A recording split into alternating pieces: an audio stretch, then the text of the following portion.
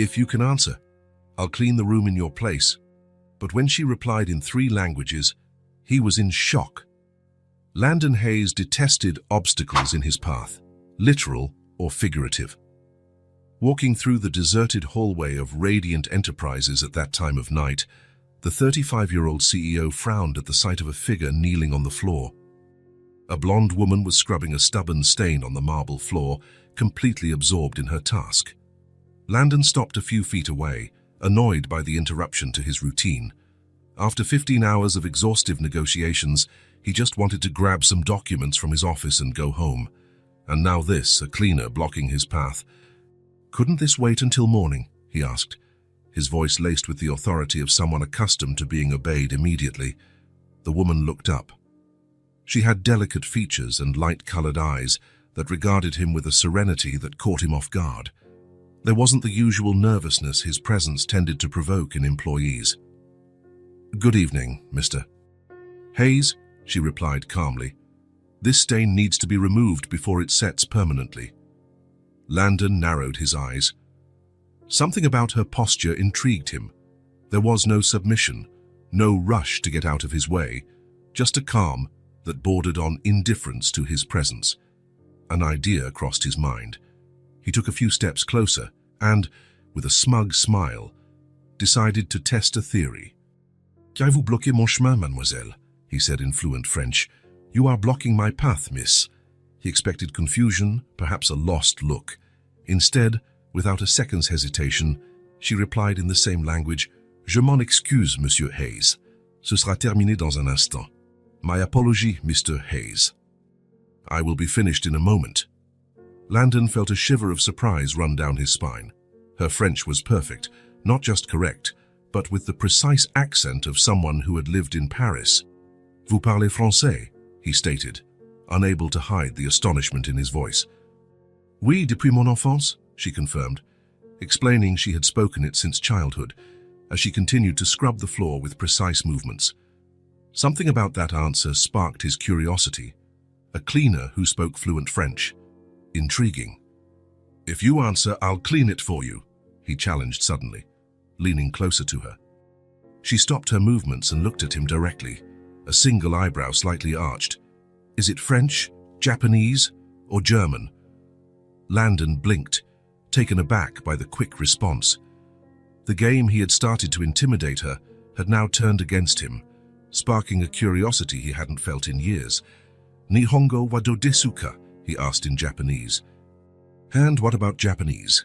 Without the slightest hesitation, she replied, "Hai Nihongo mo hanasemasu, Europa ni sunde ita toki ni manabimashita." "Yes, I also speak Japanese. I learned it when I lived in Europe." Landon felt his heart race. A cleaning lady who spoke French and Japanese. Impossible. "Und Deutsch?" he asked, completing the trio of languages he had mastered.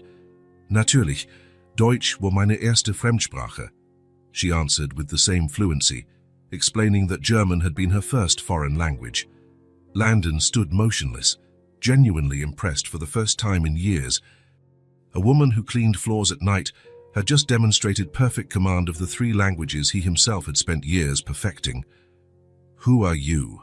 he finally asked in English, all his previous arrogance replaced by genuine fascination.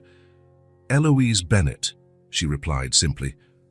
"I've been on the cleaning crew for 3 months. That doesn't explain how you speak 3 languages perfectly." A small smile touched her lips, but it didn't reach her eyes. "Life doesn't always put us where we expect to be, Mr. Hayes." Landon watched her more closely. The grey uniform couldn't completely disguise a natural elegance in her movements. Her hands, though busy with manual labor, had long, delicate fingers, and there was a dignity in her posture that completely defied the position she held. "Where did you learn to speak these languages?" he insisted, unable to leave the mystery unsolved. "In another life," she answered vaguely, returning her focus to the stain. Landon was not used to evasive answers. In his world, direct questions received direct answers. Without a second thought, he placed his leather briefcase on the floor and knelt beside her. "What are you doing?" Eloise asked, genuinely surprised.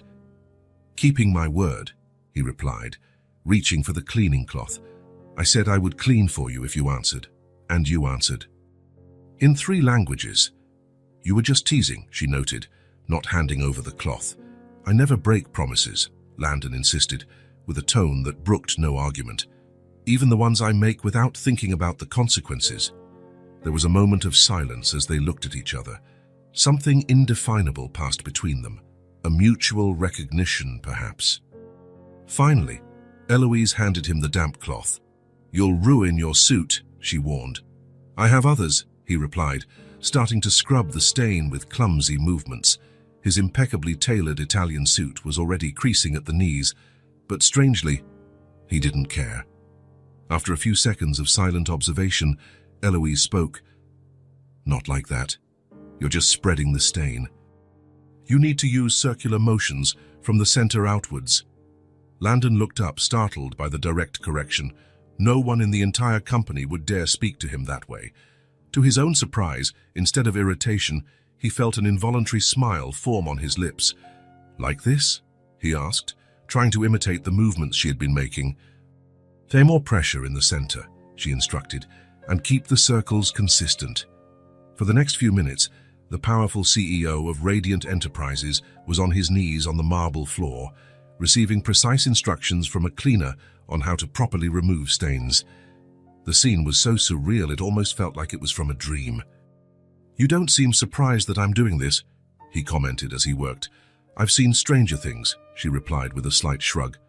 "Life has its own sense of humor, Mr. Hayes." When he finally finished, the stain was gone. Landon stood up, looking at the damp marks on his knees and the smell of cleaning product on his hands. "Did I pass the test?" he asked with an irony that strangely lacked its usual cutting edge. "For a rookie, not bad," she replied, gathering the bucket and supplies. "You might have a future in cleaning if the CEO business doesn't work out." Landon laughed, a rare sound that surprised him as much as it seemed to have surprised Eloise. He couldn't remember the last time someone had made a joke at his expense. "Eloise Bennett," he repeated, as if trying to memorize the name. "I want to see you in my office tomorrow at 9. A shadow of concern crossed her face. "Am I being fired?" "On the contrary," he replied. "I'm curious to find out what other talents you're hiding behind that uniform." "Sometimes it's better to leave some mysteries unsolved, Mr. Hayes," she said, a cautious tone in her voice. "I'm not a fan of mysteries," Landon retorted. "I prefer clear answers." "Not all questions have simple answers," Eloise replied. Then, with a slight nod, she added, "Good night, Mr. Hayes." Before he could respond, she was already walking away down the hall, carrying the cleaning bucket with the same dignity a queen would carry a scepter. Landon stood motionless, watching her, until she disappeared from view. Something had shifted that night, a small crack in his perfectly controlled world. A cleaner who spoke 3 languages fluently and wasn't intimidated by his presence. An enigma in the form of a woman.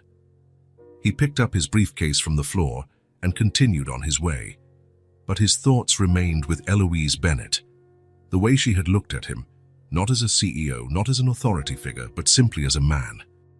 A man who, for a few minutes, had stepped off his pedestal to kneel on the floor beside her.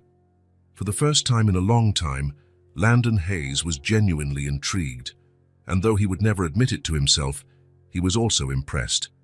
Who was Eloise Bennett, really? And what else was she hiding besides her extraordinary command of languages?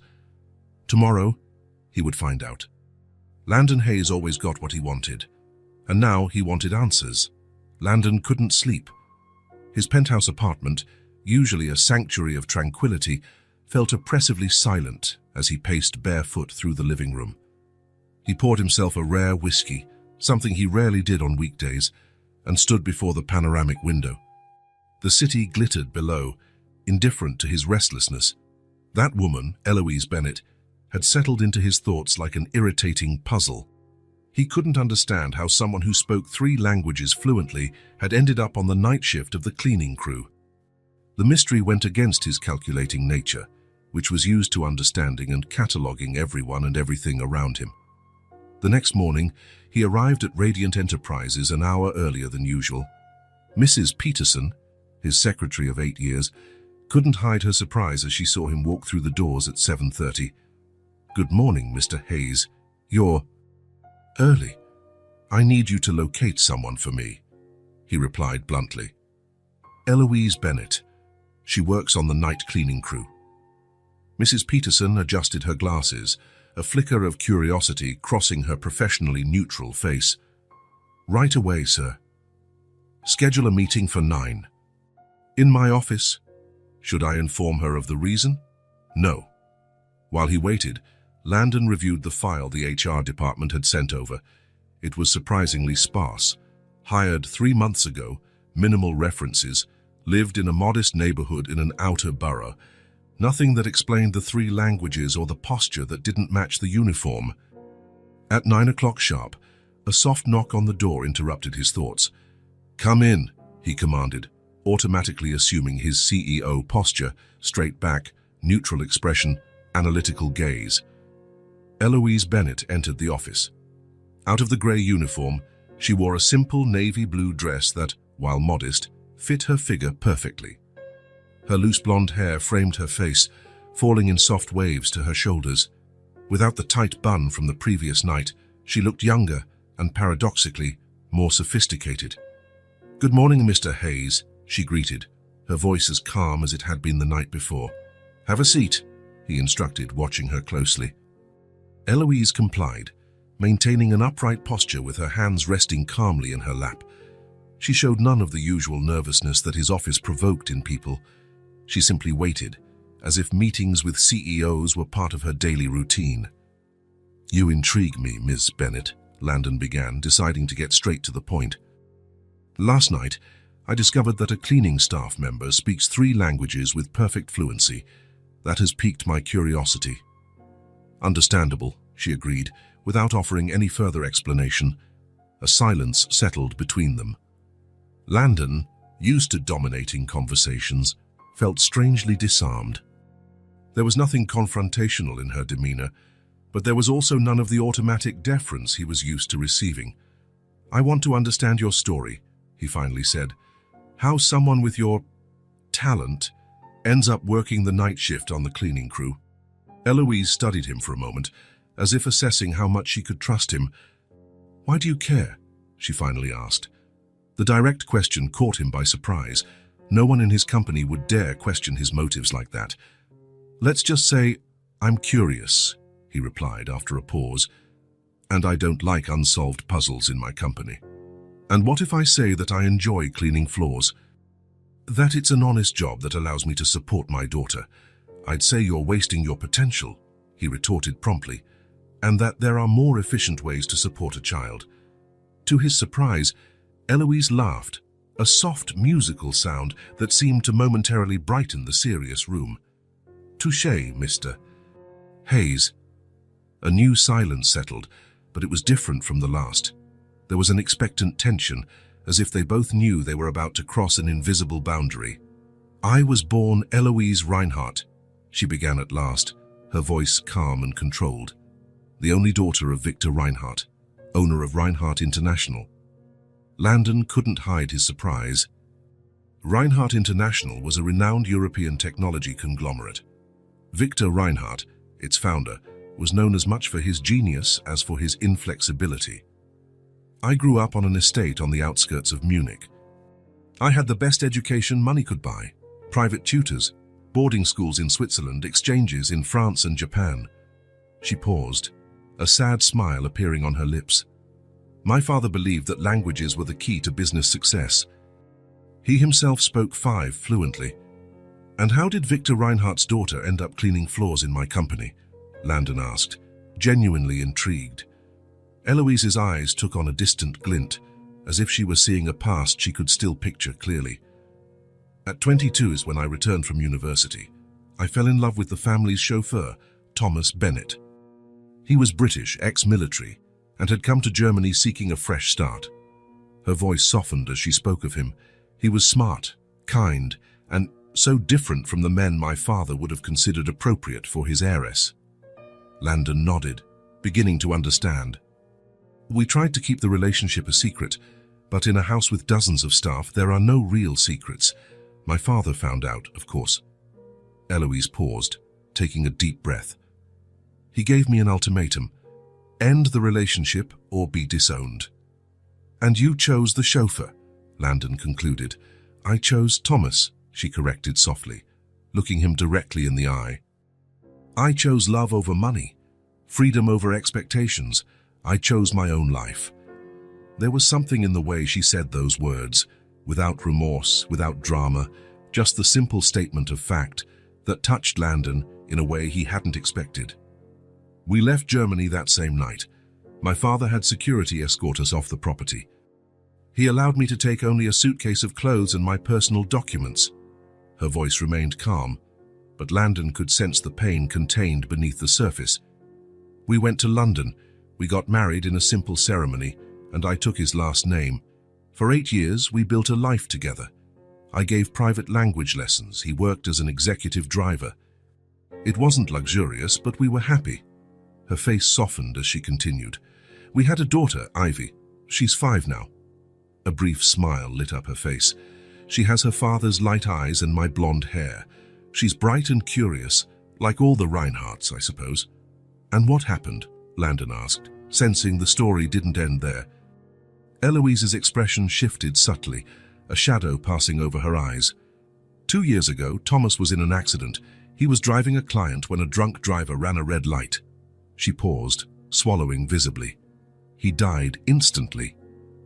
Landon felt a tightness in his chest. The way she recounted the tragedy, without tears but with a restrained pain in every word, was more moving than any emotional display could have been. I'm sorry, he said, and was surprised to realize he truly meant it. Suddenly, I was a 30-year-old widow with a young daughter to raise. Our apartment was rented. Our savings were limited. Thomas's insurance helped initially, but London is an expensive city. Eloise lifted her chin slightly, a subtle gesture of pride. I tried to contact my father. After 8 years with no communication, I thought maybe the news that he had a granddaughter might soften his heart. And it didn't, Landon concluded. He wouldn't even take my calls. His assistant, the same one who used to organize my childhood birthday parties, coldly informed me that Mr. Reinhardt did not have a daughter. Her voice remained calm, but Landon could feel the depth of the wound. For the next 2 years, I did everything I could to survive in London. I tutored, worked as a receptionist, tried freelance translation. She sighed. But the costs were impossible. The rent, daycare for Ivy, the bills that never stopped coming. 3 months ago, I decided we needed a new start. I researched cities with a lower cost of living, but with opportunities. We moved here. And started working as a cleaner, he completed. She nodded. It was what I could find immediately. The night shift allows me to be with Ivy during the day. A kind neighbor watches her at night while I work. It's not ideal, but... She shrugged, a gesture that seemed to carry the weight of the world. We do what is necessary for the ones we love. Landon watched her in silence, absorbing her story. In his world of corporate acquisitions and quarterly profits, he rarely heard stories of personal sacrifice, of choices made for love, not for gain. Why are you telling me all this? He finally asked. We barely know each other. Because you asked, she replied simply. And because, despite your reputation, last night you knelt on the floor to clean a stain that wasn't your responsibility. That suggests there might be more to Landon Hayes than the rumors indicate. Landon looked away, suddenly uncomfortable with how she seemed to see right through his carefully constructed facade. Can you prove this story? He asked, returning to the familiar ground of business. I have my degree from the University of Munich, certificates of proficiency in the languages, my marriage certificate, Thomas's death certificate. Her voice wavered slightly on the last phrase. So I can provide contacts who will confirm what I've said. Landon nodded, slowly twirling a pen between his fingers as he formulated his thoughts. Radiant Enterprises is expanding its operations in Europe and Asia, he said finally. We're looking for qualified interpreters to facilitate international negotiations. He looked directly at her. I would like to offer you a position as a corporate interpreter. Eloise blinked, clearly caught by surprise. Interpreter. The salary would be 5 times your current one. Regular business hours, full health insurance for you and your daughter, additional benefits. Landon spoke with the same precision he would use in any negotiation. So considering your skills, it would be a waste to keep you cleaning floors. A silence followed as Eloise watched him intently, as if trying to decipher his true intentions. Why would you do this for me? She finally asked. You barely know me. I'm not doing this for you, Landon replied with his characteristic honesty. I'm doing it for my company. Talents like yours are rare and valuable. I'd be a terrible businessman if I didn't seize them when they cross my path. Eloise smiled slightly, as if she appreciated his frankness. And Ivy, how would I care for her during the workday? We have a corporate daycare on the 5th floor. Employees in management positions are entitled to use it for free. She raised her eyebrows. Is interpreter considered a management position? It can be, he replied with a slight shrug. The rules are flexible for whomever I decide they are. Eloise studied him for a few more moments before speaking again. I appreciate the offer, Mr. Hayes. It's generous and unexpected. She paused. But I need to think about it. It's a significant change. Landon nodded, surprised by her hesitation. Most people would have jumped at an opportunity like that without a second thought. You have until tomorrow to decide, he said, maintaining his professional tone. The position needs to be filled quickly. Eloise stood up gracefully. I understand. I'll have an answer for you tomorrow. As she turned to leave, Landon felt an inexplicable urge to say something more, something not related to business. Miss Bennett, he called out, causing her to stop and look back. Your father made a mistake. By choosing pride over his daughter, her eyes shone with restrained emotion. Thank you for saying that, Mr. Hayes.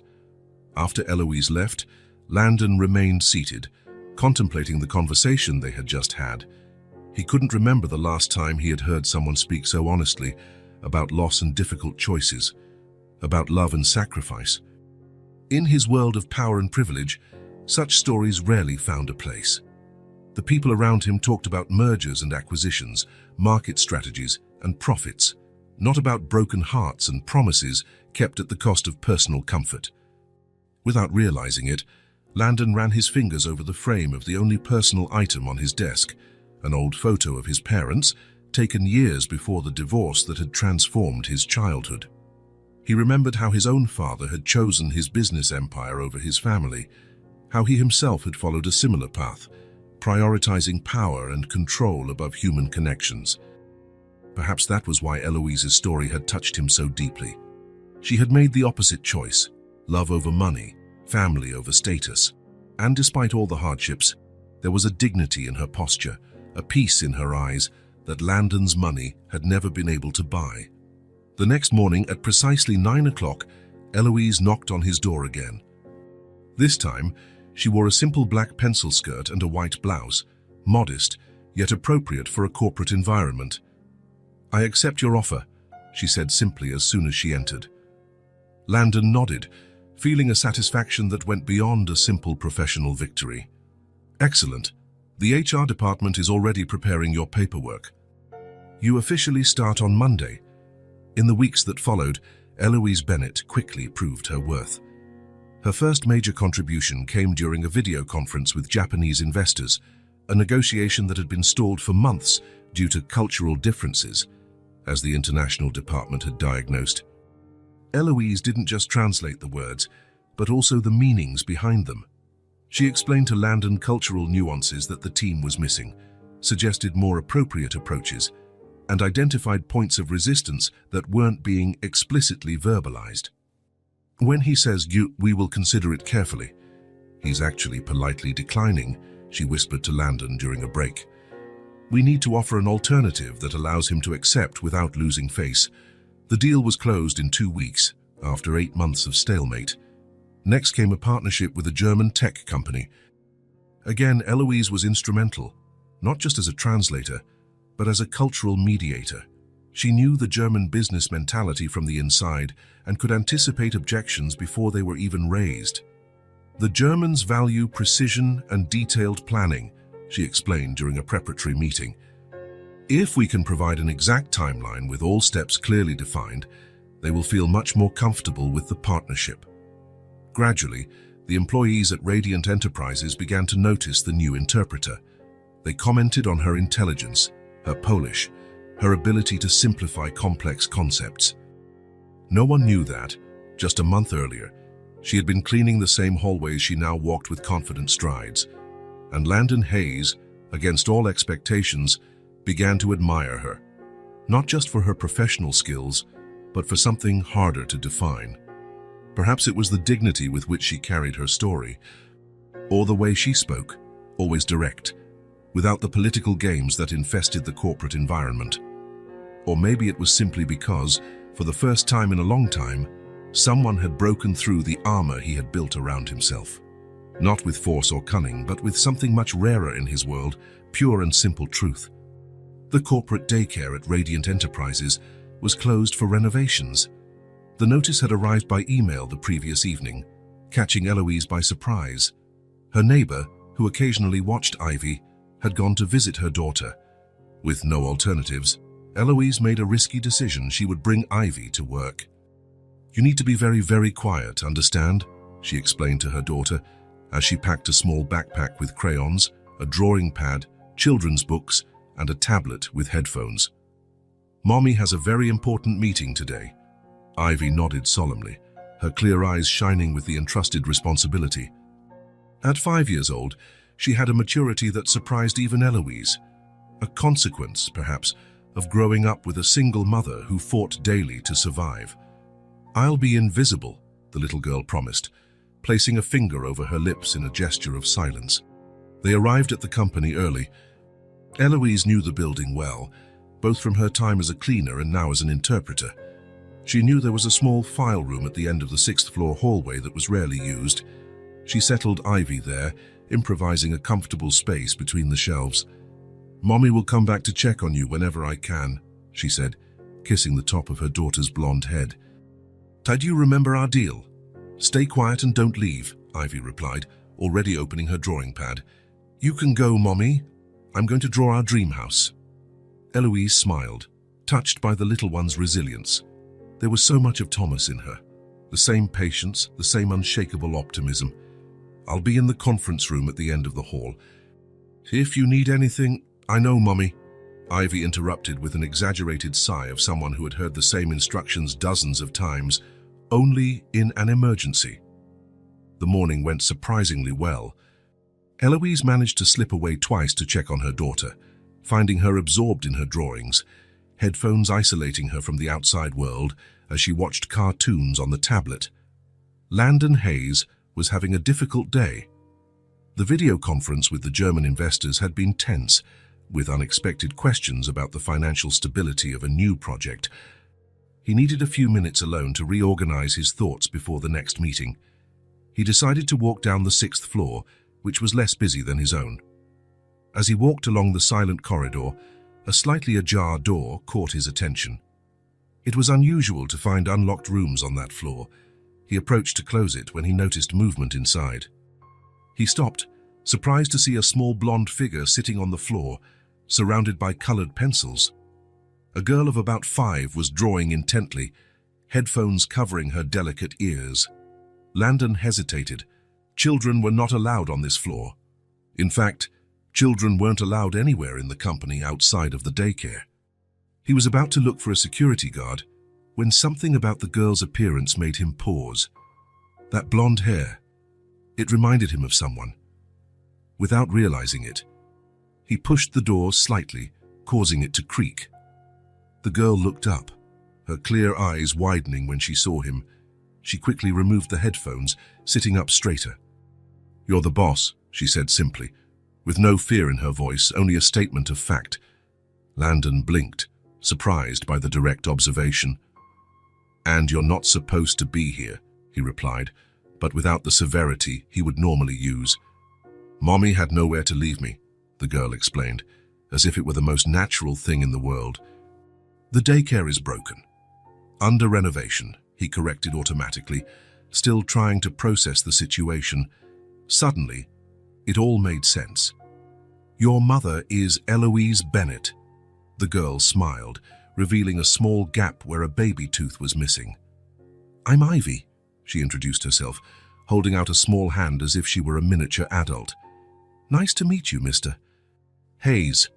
Landon took her hand, surprised by the formal gesture. Her hand disappeared completely inside his. "How do you know my name?" "Mommy talks about you," Ivy replied, turning her attention back to her drawing.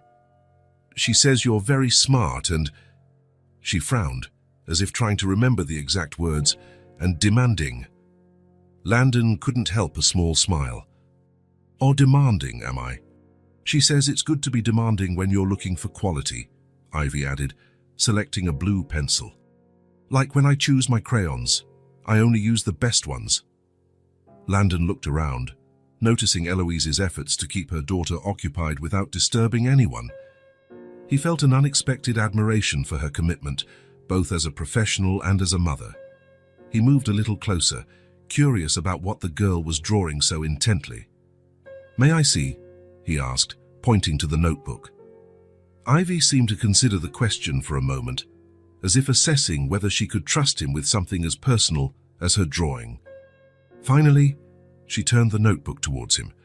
On the paper, 3 stick figures were holding hands in front of what looked like a house: a tall woman with yellow hair, a small girl who was also blonde, and a man in a suit.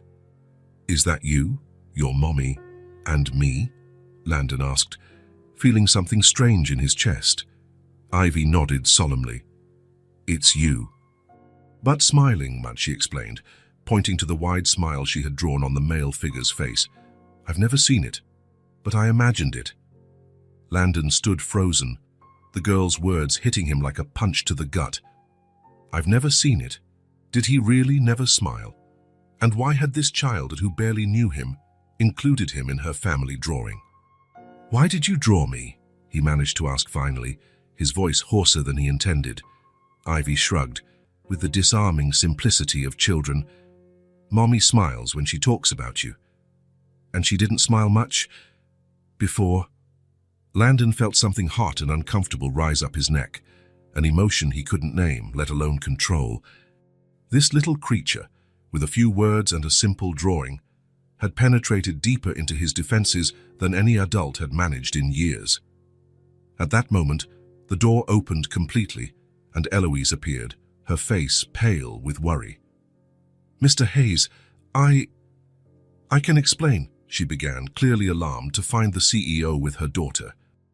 Landon stood up quickly, feeling strangely guilty, as if he had been caught doing something improper.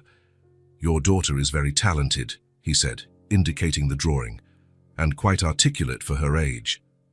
Eloise relaxed slightly, though concern was still visible in her eyes. "I'm so sorry for bringing her. The daycare is under renovation and I had no one to leave her with. I promise this won't affect my work." "Mommy, I showed Mr. Hayes my drawing," Ivy intervened, completely oblivious to the tension between the adults. "He's in our family picture." Eloise's face flushed intensely. "Ivy has a very active imagination," she explained quickly, avoiding looking directly at Landon. An awkward silence fell over them. Landon realized he was in uncharted territory. There were no corporate protocols or negotiation strategies that could guide him in this situation. "The meeting with the Germans has been postponed until tomorrow," he finally said, opting for the safe ground of work. "You can take the rest of the day to be with your daughter." "That's not necessary, Mr. Hayes. I can complete the pending translations and—" "It wasn't a suggestion, Miss Bennett," he interrupted, but without his usual coldness. "Consider it a paid day off." Before Eloise could thank him, Landon was already leaving the room. He needed air, distance, time to process the strange vulnerability he felt. As he walked back to his office, the image of the drawing remained vivid in his mind. 3 figures holding hands, an improvised family where he, inexplicably, had been included. "It's you." But smiling, "I've never seen it, but I imagined it." The child's simple words echoed in his mind, opening a crack in his carefully constructed armor. For the first time in years, Landon Hayes felt something he had forgotten he was capable of feeling, the desire to be more than just the man in the suit, the ruthless CEO, the relentless negotiator, the desire to be someone who smiled. Something was different at Radiant Enterprises. Landon couldn't pinpoint exactly what it was, but the change was undeniable. The once silent hallways now carried lively conversations. Meetings that used to be tense flowed more naturally. Even the coffee in the break room seemed better, though it was the same as always. Sitting in his office on a Friday afternoon, Landon watched through the glass walls the movement of the company he had built with such dedication. Employees walked between departments with a renewed energy. An occasional laugh echoed down the hall, a sound that would have previously been considered inappropriate in the formal environment he himself had created. His secretary entered, after a quick knock on the door. "Mr. Hayes, the quarterly reports you asked for," Mrs. Peterson said, placing a folder on his desk. Before leaving, she hesitated. "If I may say so, sir, the company feels different lately." Landon looked up from the documents he was analyzing. "Different? How?" "More alive," she replied, choosing her word carefully. "The mood has improved. People are collaborating more. Even the legal and finance departments are communicating without their usual hostility." After she left, Landon leaned back in his chair, reflecting on her observation. The change had started subtly, about 2 months ago. Coincidentally, or perhaps not, right after Eloise Bennett was hired as the corporate interpreter. Eloise had integrated into the company with impressive ease. Unlike many new employees who spent weeks trying to understand the dynamics at Radiant, she seemed to have instantly grasped the corporate culture and, more surprisingly, had begun to transform it from the inside out. It all started with small gestures. Eloise would begin her meetings with brief informal conversation, establishing personal connections before getting down to business. She remembered everyone's names, asked about their families, and celebrated small victories that would normally go unnoticed. During international negotiations, her skill went far beyond literal translation. She captured cultural nuances, explained contexts, and facilitated understanding that had previously been lost in direct communication. Under her influence, deals that once took weeks to close were now finalized in days. The International Relations Department, once known for its rigid formality, now held monthly lunches where employees of different hierarchical levels could chat freely. The idea had been Eloise's, of course, though she never claimed credit for it. And then there was Ivy. Since the incident in the file room, Landon had noticed the little girl appearing occasionally at the company, always on days when the daycare closed early. With Landon's reluctant permission, Eloise had adapted a small space in the corner of her office for her daughter. Strangely, the girl's presence didn't cause disruptions.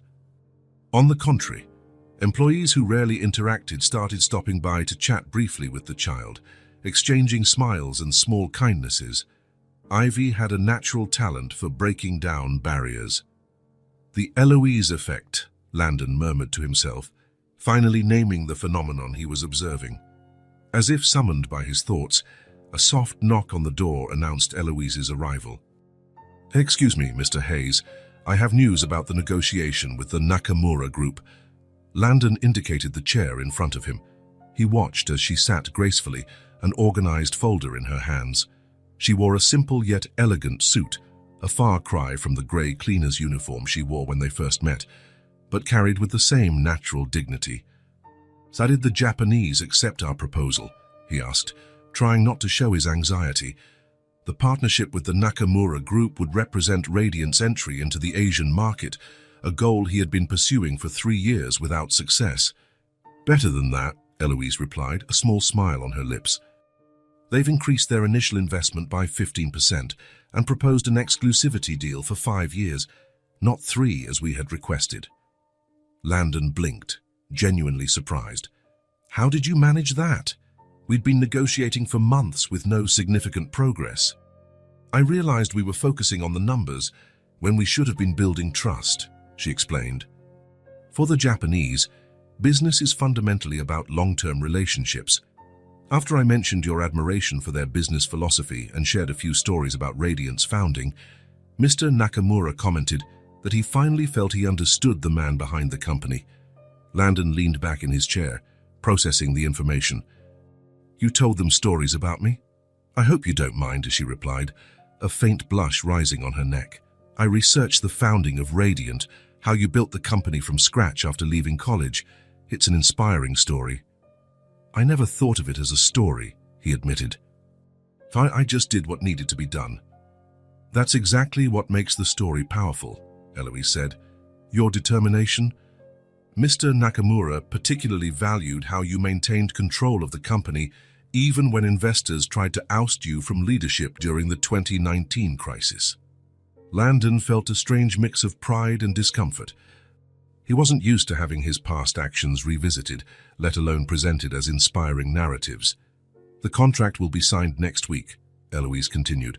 "Mr. Nakamura is sending his son to finalize the details in person instead of doing it remotely as we had planned. Another sign of respect. This is extraordinary," Landon concluded, allowing himself a rare moment of satisfaction. "Your work has been exceptional, Ms. Bennett." "Thank you, Mr. Hayes."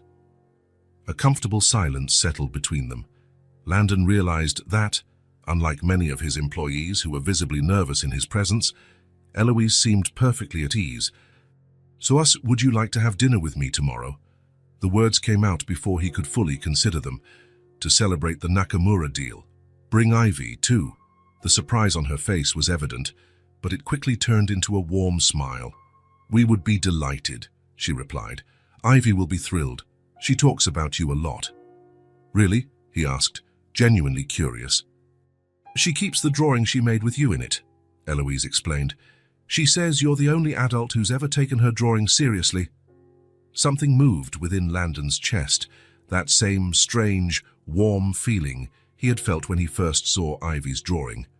"I'll send a car to pick you up at 70, he said, returning to the safe ground of practical arrangements. The next evening, Landon waited at the restaurant, discreetly checking his watch. He had chosen Lumiere, an elegant but not overly formal establishment with a menu that could please both adults and children. He had requested a more private table, away from the central buzz-e overlooking a small illuminated garden. Why was he nervous? It was just a business dinner. A professional celebration, nothing more. Still, he had changed his tie twice before leaving home and had asked the maitre d' to make sure they had a booster seat reserved. He saw them arrive and stood up immediately. Eloise wore a simple dark blue dress that enhanced her eyes. Ivy, holding her mother's hand, wore a skirt and blouse set, her blonde hair tied in an elaborate braid. She looked like a little princess. "Mr. Hayes," Ivy exclaimed upon seeing him, letting go of her mother and running towards him. "Look, I'm wearing a dress too." "I see that," he replied, surprising himself with the impulse to crouch down to her level. "How you look very elegant, Miss Ivy." The little girl laughed at the formal address. "You look handsome too. Mommy said your suit is impeccable." She pronounced the word carefully, as if she had just learned it. Eloise approached, a light blush on her cheeks. Sorry for her enthusiasm. She's been excited about the dinner all day. "No need for apologies," Landon replied, gesturing to the table. "It's refreshing." The dinner began with polite formality, but Ivy's naturalness soon broke any remaining tension. The girl told stories about school, about the friends she had made at the company daycare, about her latest drawings. And then Mrs. Peterson gave me a special red pen, Ivy narrated, while savoring her ice cream for dessert. She said it's the same one she uses to mark important things on your calendar. "My secretary is giving you office supplies?" Landon asked, amused. "Every Wednesday," the girl confirmed seriously. "We're building my professional arsenal. That's what she called it." Eloise shook her head, smiling. "Your team has been incredibly kind to Ivy. Mr. Donovan from Finance taught her how to do origami. Mr. Chen from IT fixed her tablet when she accidentally spilled juice on it." "Radiant has never had an official mascot," Landon commented. "It seems Ivy has taken on the role." They laughed together, and Landon realized how pleasant the sound was. He couldn't remember the last time he had laughed so freely during a dinner. His social engagements were usually calculated, strategic, always with a clear professional goal. As the evening progressed, the conversations flowed naturally. Heloise talked about her childhood in Germany, the trips with her father to business meetings that had ended up inspiring her love for languages. Landon found himself sharing stories about the early days of Radiant, the sleepless nights working in his tiny apartment, the thrill of closing his first significant contract. "Don't you smile more when you tell those stories?" Eloise observed softly. "You seem more connected." "I never think much about the past," he admitted, always focused on the next goal, the next quarter. "Mommy says that very busy people sometimes forget to live in the present," commented Ivy, who was playing with her napkin, folding it into different shapes. Landon and Eloise exchanged a look, surprised by the child's perceptiveness. "Your mother is very wise," Landon replied. When the dinner ended, Landon insisted on accompanying them home. The driver pulled up in front of a small apartment building in a modest but well-kept neighborhood. "Thank you for the wonderful dinner," Eloise said when they reached her door. "It was very kind of you to include Ivy." "It was my pleasure," he replied sincerely. "We should do this again sometime." Before Eloise could answer, Ivy stepped forward. "Can we go to the zoo next time? The teacher said there are new pandas." "Ivy!" Eloise gently chided her. "Mr. Hayes is a very busy man." "I think I could find time to see pandas," Landon replied, surprising himself. "If your mother agrees, of course." Something passed between them in that moment. A silent understanding, an unexplored possibility. Landon realized he had been looking into Eloise's eyes for longer than was professionally appropriate, but he couldn't look away. "Good night, Landon," Eloise said softly, using his first name for the first time. The sound of his name in her voice sent a strange sensation through his chest, as if something long frozen was slowly beginning to melt. "Good night, Eloise. Good night, Ivy." On the way back to his apartment, Landon looked at the city lights with new eyes. The sense of emptiness that usually accompanied him at the end of a long day was absent. In its place, there was an unusual warmth, a sense of contentment he couldn't quite name. He thought about how his life had changed in recent months. The company that once ran like a well-oiled machine, but cold and impersonal, now pulsed with a different energy. Employees who had once just done their jobs now seemed genuinely invested in their collective success. And he himself, the ever-distant and ruthless CEO, had found himself crouching to a child's height, laughing openly during dinner, sharing personal stories he had never told anyone. His phone buzzed with a message. It was a picture of Ivy, already in her pajamas, hugging a small teddy bear. "Thank you for dinner, Mr. Hayes. My bear Freddy would also like to meet the pandas." Landon smiled at his phone screen, a warm feeling expanding in his chest. He simply replied, "It will be a pleasure to meet Freddy." "Good night, Miss Ivy."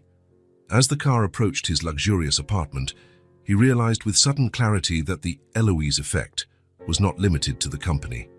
It had begun to transform him too, slowly thawing years of self-imposed isolation. For the first time in a long time, perhaps for the first time in his life, Landon Hayes wanted to be part of something he couldn't control, negotiate, or acquire. He wanted to be part of that small circle of trust and affection that Eloise and Ivy had created. He wanted to belong. And that, more than anything, both terrified and fascinated him in equal measure. The alarm clock went off as always at 5:30 a.m. Landon turned it off with an automatic motion and lay there, staring at his bedroom ceiling. It had been 3 weeks since the dinner with Eloise and Ivy. 3 weeks since he had felt that unfamiliar warmth in his chest. 3 weeks since he had begun to deliberately pull away. He got up and walked to the window. The city was still asleep, with only a few lights dotting the urban landscape. His reflection in the glass showed a man with a tense expression, tired eyes. He wasn't sleeping well. "Ridiculous," he muttered to himself. "Completely ridiculous." At Radiant Enterprises, Landon reorganized his schedule to avoid direct encounters with Eloise. He transferred supervision of the relations with the Nakamura Group to the Vice President of International Operations. He sent memos via email instead of holding personal meetings. When encounters were unavoidable, he remained strictly professional, ending conversations the exact moment the work matters were concluded. In his office, he stared at financial reports without really seeing them. Images insisted on invading his thoughts, Ivy laughing as she showed him her drawing, Eloise using his first name that night at her apartment door, the little teddy bear in the photo he had received. He opened his desk drawer and took out an old picture frame. In it, a younger Landon smiled next to a dark-haired woman. Olivia, his only serious relationship, back in college. The woman who had left him for a colleague after 3 years together, claiming he was emotionally unavailable, always more committed to his ambitions than to the relationship. After her, there had been a few superficial involvements. Nothing that threatened his independence, his total dedication to the company he was building. It was safer that way, more controllable, less painful. And now this unwanted vulnerability he felt in the presence of Eloise and her daughter. This inexplicable desire to be a part of their lives, to belong to something he hadn't built or conquered. His phone buzzed. It was Mrs. Peterson, reminding him of the board meeting in 15 minutes. He mentally thanked her for the interruption. Work was his refuge. It always had been. He just had to dive into it with more intensity. In the elevator, he briefly crossed paths with Eloise. She smiled politely, without expectation. "Good morning, Mr. Hayes." "Ms. Bennett," he replied with a formal nod. He had reverted to using her last name, a subtle but effective barrier. "Is the report on the German negotiations ready?" "Yes, sir. I emailed it last night." "Excellent." The silence that followed was uncomfortable. Before the elevator reached the next floor, Landon glanced at his watch. "I have a meeting." "Excuse me." He exited hastily, aware of Eloise's gaze on his back. In the days that followed, Landon intensified his withdrawal. He traveled to 3 different cities in 1 week.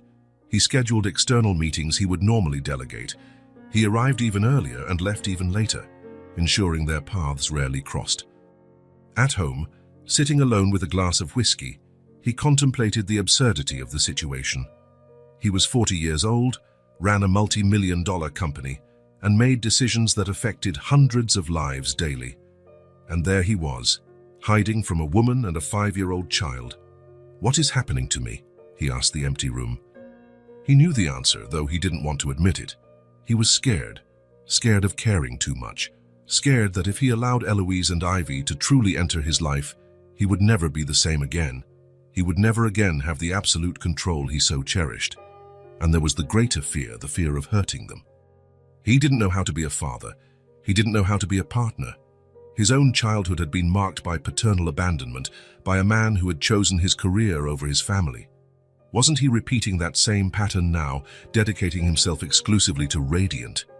What right did he have to enter the life of a child who had already lost her father once?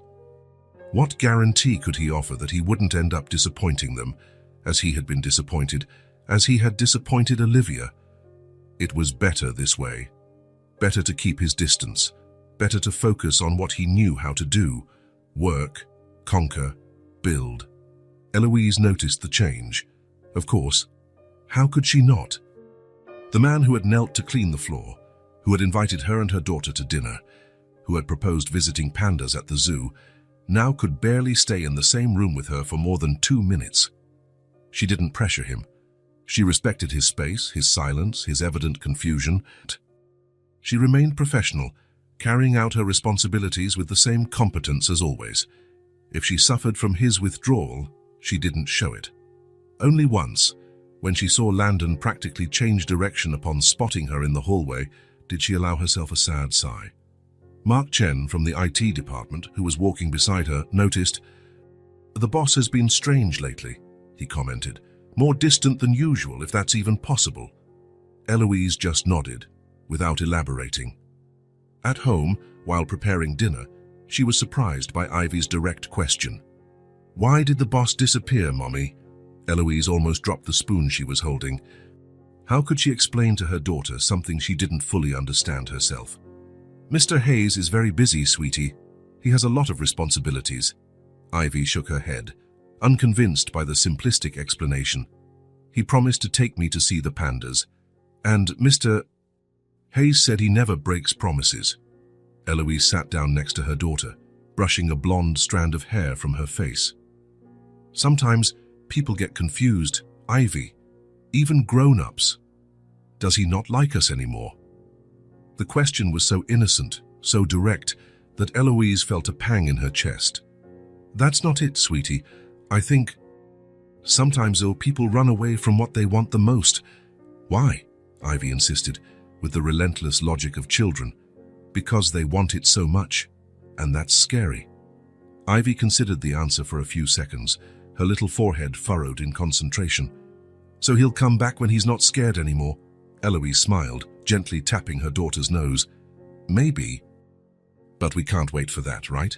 We have a beautiful life, the two of us. Ivy nodded, seemingly satisfied with the answer. But before returning to her drawing, she made one last observation. He seemed less sad when he was with us. Eloise watched her daughter walk away, feeling a mixture of pride in her insight and sadness at the truth in her words. She was right, of course. Landon Hayes had seemed less lonely, less distant, when he had allowed them to get close, but it wasn't up to her to force that closeness. Some paths, each person must walk alone, even powerful CEOs who command business empires, especially them. The morning began with a relentless rain. The grey sky seemed to reflect Landon's mood as he reviewed the latest quarterly figures. The projections were excellent. Radiant Enterprises had never been in better financial shape. The partnership with the Nakamura Group had exceeded all expectations, opening up the Asian market far more broadly than anticipated. Professionally, everything was perfect. Personally, a persistent emptiness had been his companion for weeks. Landon glanced at the clock, 7:40 in the morning. He had arrived exceptionally early, as he had been doing since he decided to keep his distance from Eloise. It was easier to avoid her if he completely altered his routine. A movement in the hallway caught his attention. Through the glass walls of his office, he saw Eloise walking slowly toward her own office. There was something wrong with her usually graceful posture. She seemed unsteady. Landon stood up, concern momentarily overcoming his determination to keep his distance. He approached his office door just in time to see Eloise lean heavily against the wall, one hand pressed to her forehead. "Ms. Bennett," he called out, the formality automatic in his voice, though his heart was racing with worry. She looked up, her pale face contrasting with abnormally flushed cheeks. "I'm fine, Mr. Hayes." "Just a little." She couldn't finish the sentence. Her knees buckled and she would have fallen if Landon hadn't rushed to catch her. "You're burning up with fever," he said, feeling the alarming heat radiating from her even through the fabric of her clothes. "I need to work," Eloise murmured, trying to straighten up. "The video conference with the Germans?" "Forget the video conference," Landon cut in, his tone admitting no argument. "You need a doctor, now." Without waiting for a reply, he put an arm around her waist to support her and used his free hand to call his secretary. "Mrs. Peterson, cancel my appointments for the rest of the day. And get my driver immediately." While they waited for the elevator, Landon realized Eloise could barely stand. Without hesitation, he scooped her up into his arms. She was surprisingly light. "That's not necessary," she protested weakly, though her head fell against his shoulder. "Don't argue," he replied, stepping into the empty elevator. A few early arriving employees watched the scene with astonishment. The always reserved CEO carrying the corporate interpreter, as if it were the most natural thing in the world. Landon ignored the stares. Nothing mattered, except getting Eloise medical help. In the car, she was shivering despite the feverish heat. Landon took off his own coat and covered her, adjusting the air conditioning. "Ivy," she murmured in a faint voice. "I need to pick up Ivy from school." "I've already arranged for that," Landon assured her. In truth, he had mobilized half of his HR department to ensure the little girl would be picked up and taken safely to the hospital. Just focus on getting better now. At the hospital, his influence ensured immediate attention. While doctors examined Eloise, Landon waited in the waiting room, pacing back and forth like a caged animal. Why was he so worried? Why did his heart feel like it was being squeezed in his chest as he waited for news? He knew the answer, though he had spent weeks trying to deny it. He cared about her, more than he should, more than was safe. Mr. Hayes, he turned abruptly. Mrs. Rodriguez, his HR assistant, stood at the entrance to the waiting room, holding the hand of a visibly frightened Ivy. She wanted to come right away, the assistant explained. Thawi couldn't convince her to wait anywhere else. Ivy looked at him with wide eyes, her small face tight with worry. "Where's Mommy? Is she very sick?" Landon approached, and for the first time since he had met her, didn't hesitate before crouching down to her level. "Your mommy is being taken care of by the best doctors," he said softly. "She's going to be okay." "Promise?" Ivy asked, her voice small and trembling. "I promise," he replied, surprised by the firmness in his own voice. "And I never break promises, remember?" Ivy nodded, but her clear eyes were still full of worry. "You disappeared," she said simply, the childish accusation hitting him like a well-aimed arrow. "Sire, but now you're back." Landon felt a lump in his throat. "Yes, I'm back, and I'm not going anywhere." A doctor approached at that moment. "Mr. Hayes, Miss Bennett has a rather serious case of pneumonia. We've started her on intravenous antibiotics, and she'll need to be hospitalized for a few days." "Can we see her?" Landon asked, feeling Ivy's small hand squeeze his. "Briefly, she needs to rest." The hospital room was private. Landon had insisted on it. Eloise was lying with her eyes closed, an IV line connected to her arm. She looked so fragile, so different from the confident woman he knew. "Mommy?" Ivy called softly, approaching the bed. Eloise opened her eyes slowly, a small smile forming on her lips as she saw her daughter. "Hi, my love. Are you going to get better soon?" the little girl asked, her voice full of concern. "Yes, I will," Eloise assured her, reaching out to touch her daughter's face. Only then did she notice Landon, standing a little behind. Their eyes met for a moment. "Mr. Hayes, you didn't have to—" "Yes, I did," he interrupted gently. "Rest now. We're here." The next few hours were a blur of activity. Landon coordinated everything from the hospital room, working on his laptop while Eloise slept. He arranged for meals for Ivy, made sure the medical staff was attentive to any changes, and even sent for some toys and books to entertain the little girl. In the afternoon, while Eloise slept under the effect of the medication, Landon tried to keep Ivy distracted.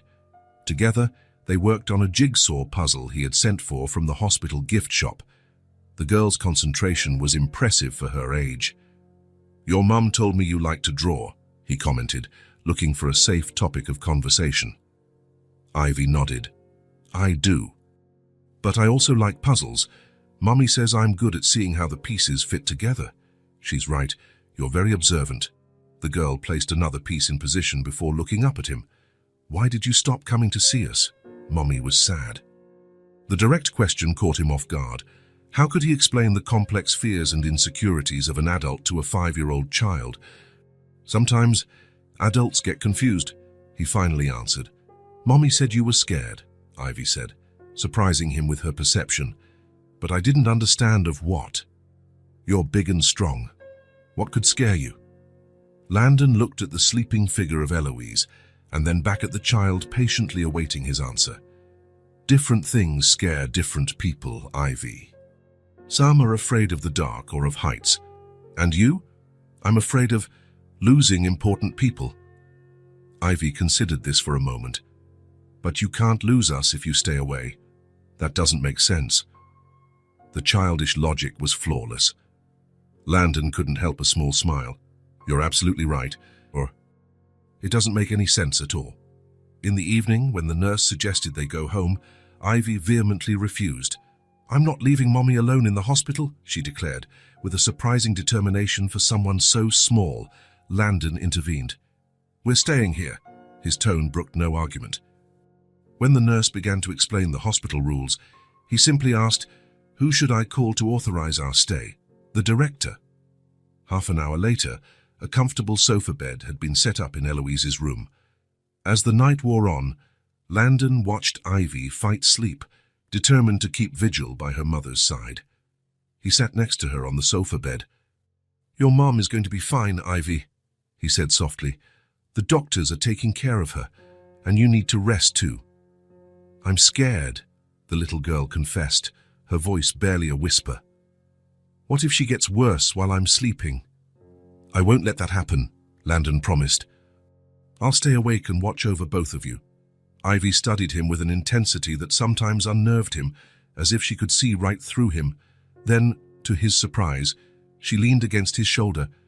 "Can you be my real dad?" she asked, her voice soft with sleepiness. Landon felt his heart stop for a moment. The question, so innocent and yet so profound, struck him like a bolt of lightning.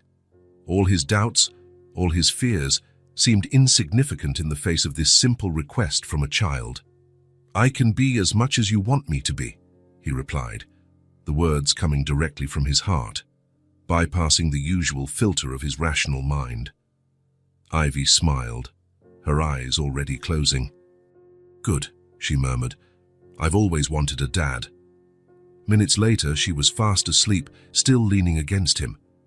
Careful not to wake her, Landon settled her on the sofa bed and covered her. Then he turned his attention back to Eloise.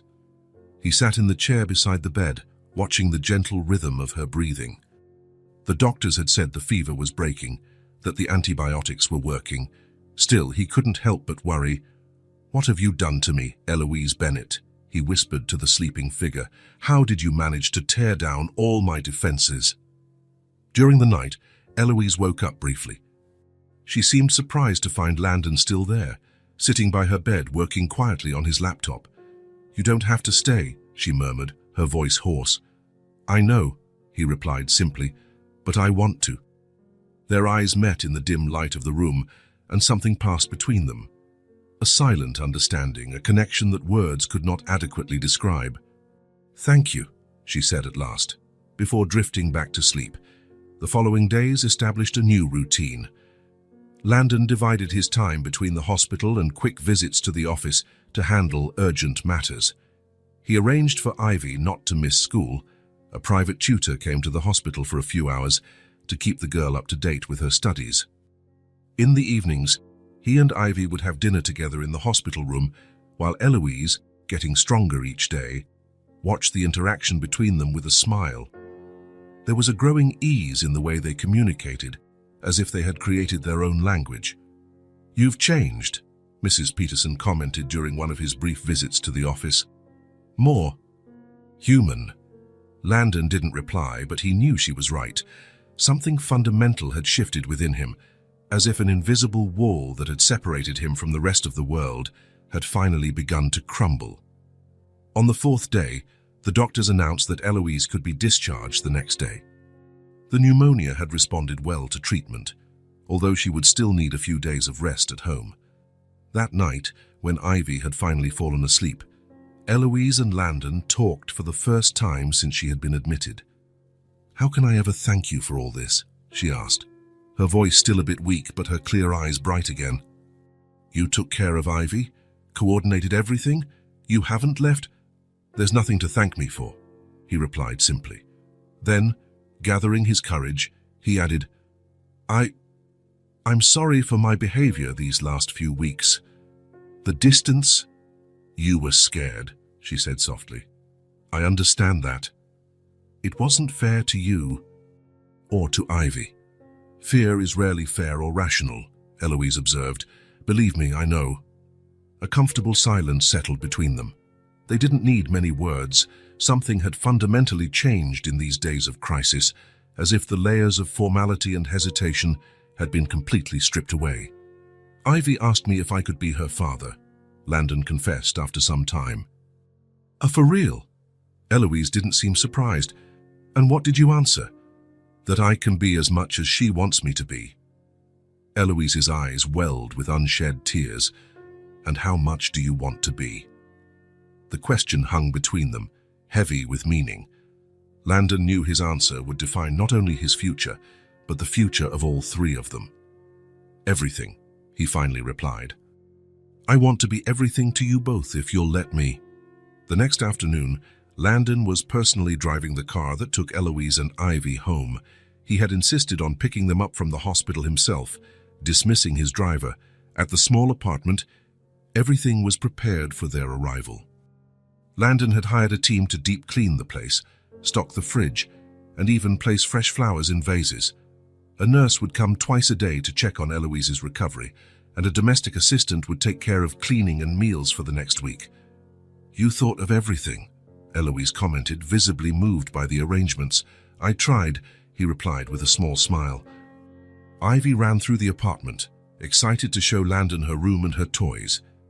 It was the first time he had been in their personal space, and every detail revealed something new. The bilingual books on the shelves, Ivy's drawings taped to the fridge, the photos of Eloise with Thomas, few but carefully preserved. After helping Eloise get settled and making sure everything was in order, Landon realized it was time for him to leave. But as he reached for his keys, he felt a reluctance he could no longer ignore.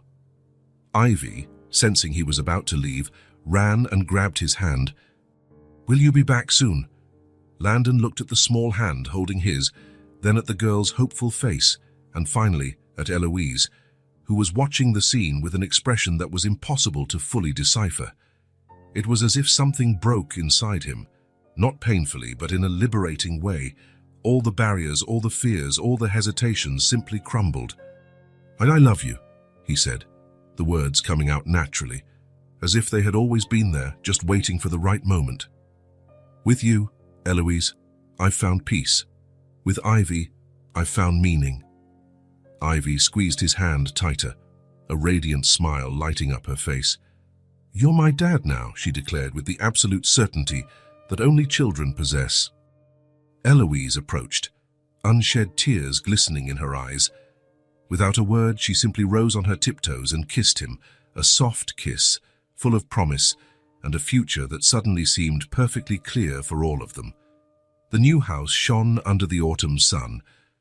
Larger than the previous apartment, it was located in a quiet neighborhood, with tree-lined sidewalks and a small garden in the back.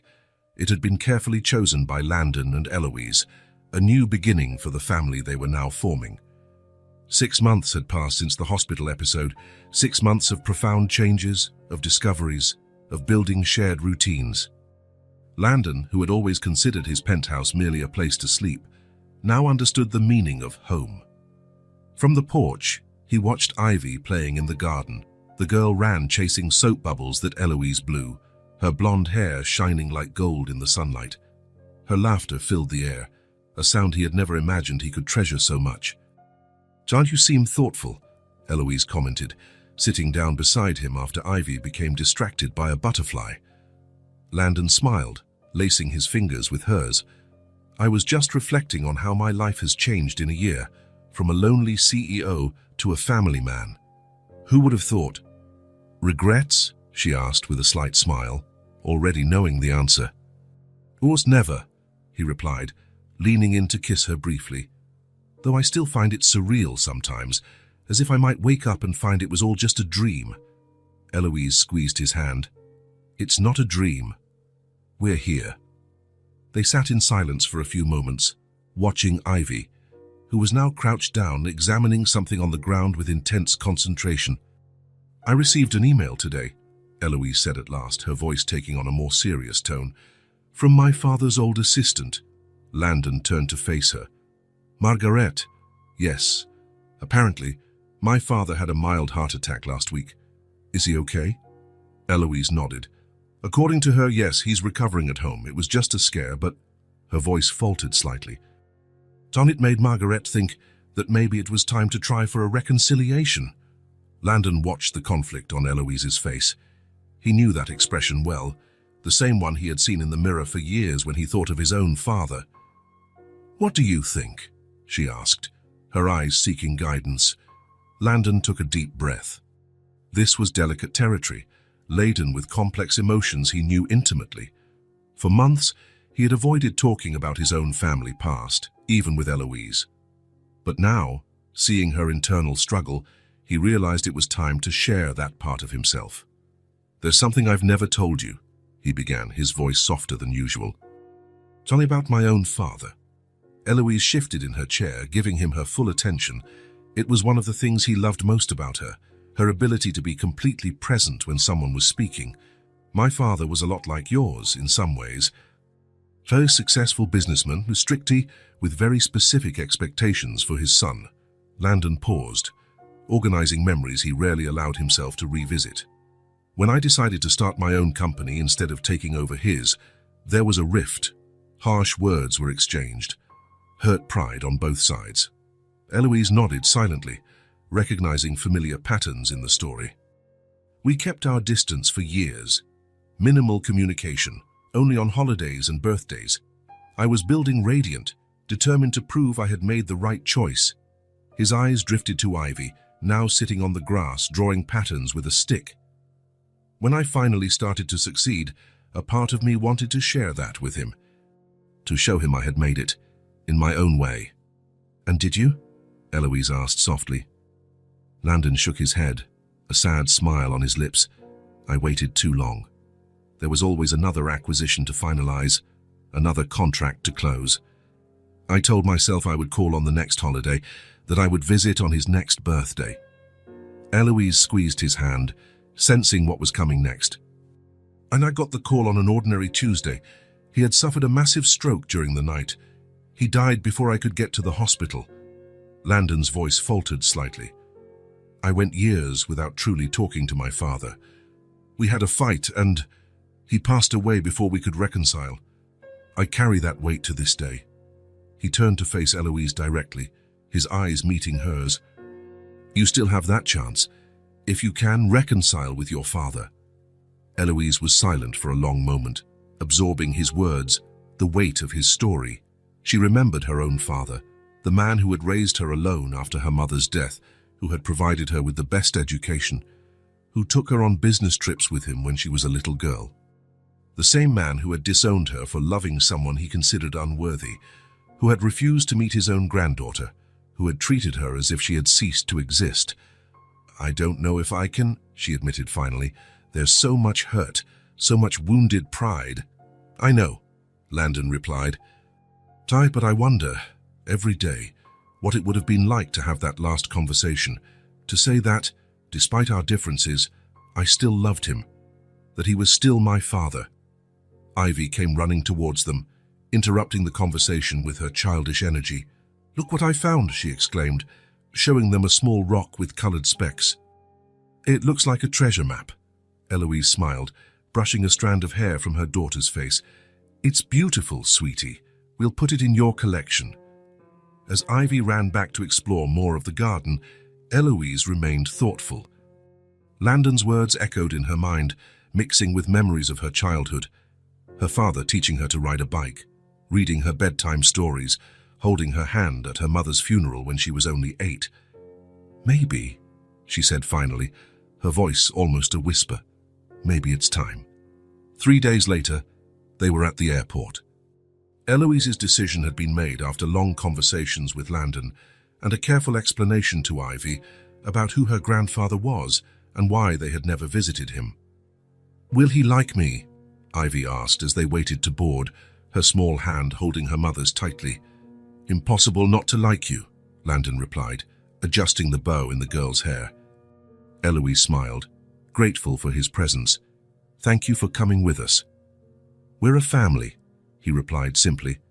We face things together. The trip to Germany was long but smooth. Ivy proved to be an excellent traveler, dividing her time between drawing and watching movies and asking endless questions about the country where her mother was born. Munich greeted them with a clear sky and mild temperature. From the taxi window, Eloise watched the familiar streets go by, a mix of nostalgia and apprehension growing in her chest. It had been over 10 years since she was last there. The Reinhardt estate was located on the outskirts of the city, an imposing mansion surrounded by meticulously manicured gardens. When the taxi stopped before the gates, Eloise felt her heart race. Are you sure you want to do this? Landon asked, noticing her hesitation. She nodded, squeezing Ivy's hand. I am. The intercom was answered by Margaret's familiar voice. Seconds later, the gates opened automatically. It's like a castle, Ivy exclaimed, her eyes wide as they walked up the driveway to the main entrance. Margaret was waiting for them at the door, a woman with graying hair and an impeccable posture who had been Victor Reinhardt's personal assistant for over 3 decades. Her usually impassive face softened when she saw Eloise. "Willkommen zu Hause, Fräulein Eloise," she said in German. "Welcome home, Miss Eloise." "Thank you for arranging this, Margaret," Eloise replied in the same language. She introduced Landon and Ivy, noticing how the assistant's eyes lingered on the little girl. "He's in the library," Margaret informed them. "He's been waiting for you since early this morning." The library had always been Victor Reinhardt's sanctuary, a spacious room with floor-to-ceiling shelves filled with leather-bound volumes. Eloise hesitated at the door, memories flooding her mind. How many times, as a child, had she found refuge there, reading beside her father on quiet afternoons? Victor Reinhardt was sitting in his favorite armchair near the window. The sunlight illuminated his austere profile, highlighting how the years had passed. He looked older, more fragile than she remembered. Upon hearing the door open, he turned slowly. "Eloise," he said, his deep voice slightly trembling. "Father," she replied, keeping her distance. His eyes shifted to the small figure beside her. Ivy, usually so talkative, was unusually quiet, curiously observing the man who was her grandfather. "And this is," he began, unable to finish the sentence. "Your granddaughter," Eloise completed. "Ivy Bennett." Something changed in Victor's face, an emotion Eloise had never seen before, a vulnerability completely foreign to the man she had known, his eyes filled with unshed tears. "She looks like you," he finally said. "When you were her age." Eloise nodded, feeling her own resolve begin to waver in the face of her father's evident emotion. Victor stood up with some difficulty, leaning on a cane. He approached slowly, stopping at a respectful distance. "I made the worst mistake of my life that day," he said, his voice little more than a whisper. "I let pride speak louder than love, and I've spent 10 years paying for it every single day." Eloise remained silent, the words caught in her throat. "Kayaki, I don't expect your forgiveness," Victor continued. "I know I don't deserve it, but I need you to know." His voice broke. "I am sorry, my daughter. More than words can express." The tears he had held back began to fall freely. Victor Reinhardt, the business titan known for his coldness and rationality, was crying openly in front of the daughter and granddaughter he had never met. Eloise felt the weight of a decade of hurt and resentment in her chest. She remembered Landon's words about the burden of missed opportunities, of unspoken words. She looked at Ivy, who was watching her grandfather with a mixture of curiosity and childish compassion. With a deep breath, she took a step forward. "I made mistakes too," she said softly. "I should have tried again. I should have insisted." Victor shook his head, and "The fault was mine. Mine alone." There was a moment of tense silence, charged with years of distance and unspoken words. Then, to everyone's surprise, Ivy let go of her mother's hand and approached her grandfather. "Are you crying because you're sad?" she asked, looking up with the frankness of children. Victor blinked and surprised by the direct approach. "I'm crying because I made a very big mistake," he replied, lowering himself with effort to get closer to her height. "And because I'm very happy to finally meet you." Ivy considered this for a moment, her little forehead furrowed in concentration. "Mommy says when we do something wrong, we have to say we're sorry." "Your mother is right," Victor agreed. "And that's what I'm trying to do now." Eloise watched the interaction, feeling years of hurt begin to dissolve in the face of her daughter's simple wisdom. She took another step forward, and then another, until she was standing before her father. She hesitated for a moment, decades of memories, good and bad, flashing through her mind. Then, with a deliberate movement, she reached out and hugged the man who had raised her, who had hurt her, who was still her father. Victor seemed momentarily stunned before returning the hug, holding her as if he feared she might disappear again. "Forgive me," he whispered against her hair. "Please forgive me." "I'm trying," she answered honestly. "It's a start." When they finally separated, Ivy was beside them, watching with a small smile. She held out her little hand and took her grandfather's. "Hi, Grandpa," she said simply, and in those two simple words, a bridge began to be built over a 10-year chasm. It wouldn't be easy, Eloise knew. There would be difficult conversations ahead, old wounds to be examined, trust to be gradually rebuilt. But looking at Landon, who watched the scene with an understanding smile, she understood what he had tried to tell her. Some opportunities only come once. Some words, if not spoken in time, can become the weight of what might have been, a silent, mean but constant burden carried for a lifetime. Today, at least, she had chosen not to add that weight to her heart. Spring had arrived with all its force, turning the park into an explosion of colors. Flowers bloomed in carefully planned beds, trees displayed new and vibrant foliage, and the sky was an almost impossible shade of blue. Landon ran alongside the small bicycle, holding the seat to maintain balance as Ivy pedaled with determination. Her pink helmet, perhaps a little too big for her head, wobbled slightly with each movement. "I'm doing it," she exclaimed, her face lit up by a smile that revealed the gap of a newly lost tooth. "You're doing great," Landon encouraged, subtly reducing his support without her noticing. "Remember to look forward, not at the pedals." Sitting on a nearby bench, Eloise watched the scene, a sense of fulfillment warming her chest. She had never imagined, in that hallway at Radiant Enterprises almost 2 years ago, that the arrogant CEO who had challenged her in 3 languages would become the center of the small universe they shared. Life had changed in ways none of them could have predicted. After reconciling with her father, Eloise had accepted a position as Director of International Relations at Radiant, coordinating the company's European expansion. Victor Reinhardt, recovered from his heart scare, now traveled regularly to visit them, eager to make up for lost time with his granddaughter. Landon, for his part, had discovered a new side of himself, more patient, more present, more connected to what really mattered. The company continued to thrive, but he now left the office on time, delegated more responsibilities, and often worked from home on Fridays. "Are you ready to try on your own?" Eloise heard Landon ask, bringing her back to the present moment. "What if I fall?" Ivy asked, a brief moment of hesitation in her voice. "Then I'll help you up," he replied simply. "But you're not going to fall, trust me." Landon ran a few more feet, still holding the bike. Then, with a smooth motion, he let go. Ivy kept pedaling, unaware that she was now balancing on her own. "You're doing it!" he shouted. "You're riding by yourself." When Ivy realized what was happening, her eyes widened for a second before turning into crescents of pure joy. "I'm doing it. Mommy, look." "I see, my love," Eloise replied, standing up to applaud. "You look amazing." The little bike traveled nearly 20 yards before it started to lose balance. Landon was already there, ready to catch her fall. But instead of crying over the small failure, Ivy laughed, impatient to try again.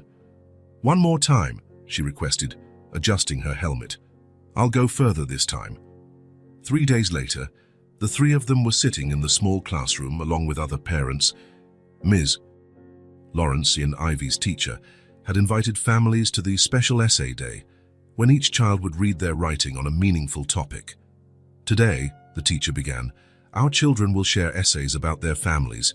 They've been working on this for 2 weeks, and I must say I was impressed by the depth they've shown." One by one, the children stood up. They talked about family traditions, about older siblings, about grandparents who told stories, about vacation trips. When it was Ivy's turn, she walked confidently to the front of the room, holding a sheet of paper decorated with colorful drawings on the borders. She smiled broadly before beginning to read, "My family isn't like everyone else's. For a long time, it was just me and my mum. My first dad, Thomas, went to heaven when I was very little. I don't remember him much, but Mommy says he had blue eyes like mine and loved to tell stories." Eloise felt Landon's hand squeeze hers. They had decided from the beginning that Thomas would always have a place in Ivy's life, that his memory would be honored and preserved. Then, we met Landon. He was Mommy's boss and he seemed very serious, but one day he saw my drawing and he didn't laugh. He understood, and when Mommy got very sick, he took care of us. Ivy looked up from the paper, meeting Landon's gaze before continuing.